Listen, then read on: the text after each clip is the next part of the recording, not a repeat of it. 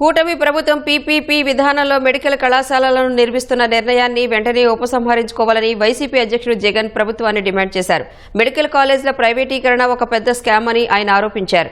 ప్రభుత్వ విధానాన్ని వ్యతిరేకిస్తూ రాష్ట్ర వ్యాప్తంగా అన్ని నియోజకవర్గాల్లో సేకరించిన 1 కోటి సంతకాల ప్రతులను గవర్నర్ అబ్దుల్ నజీర్కు పంపామన్నారు. లోక్ భవన్ కు భారీ ర్యాలీగా హంగామా చేస్తూ వెళ్లిన జగన్ సహా ఆ పార్టీ నేతలు పీపీపీ విధానాన్ని ఆపాలని గవర్నర్కు వినతిపత్రం సమర్పించారు. మెడికల్ కాలేజీల ప్రైవేటీకరణకు వ్యతిరేకంగా పోరాటం కొనసాగుతుందన్న జగన్ కోర్టును ఆశ్రయిస్తామన్నారు. అంతకుముందు పార్టీ నేతలను ఉద్దేశించి మాట్లాడిన జగన్ తాము అధికారంలోకి రాగానే ప్రస్తుతం పీపీపీ విధానంలో నిర్మాణ పనులు చేపట్టిన కాంట్రాక్టర్లను జైలుకు పంపుతామని హెచ్చరించారు. మెడికల్ కాలేజీలను కాపాడుకునేందుకు ప్రతి ద్వారం తొక్కుతామన్న జగన్ కోర్టుల ద్వారా వీటిని అడ్డుకునే ప్రయత్నం చేస్తామన్నారు.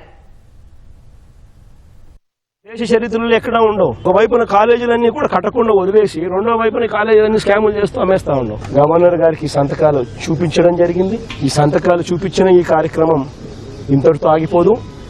ఇక్కడ నుంచి ఈ సంతకాలు కోర్టు గడప దాకా వెళ్తాయి. కోర్టులో రేపు అఫిడవిట్ కూడా ఫైల్ అవుతుంది. 1 కోటి సంతకాలు అందుబాటులో ఉన్నాయి.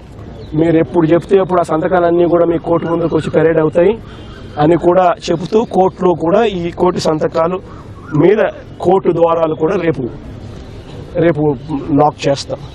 చేసిన తర్వాత ప్రతి ప్రయత్నము జరుగుతుంది చంద్రబాబు నాయుడు గారిని ఈ విషయంలో అడ్డుకునేదానికి.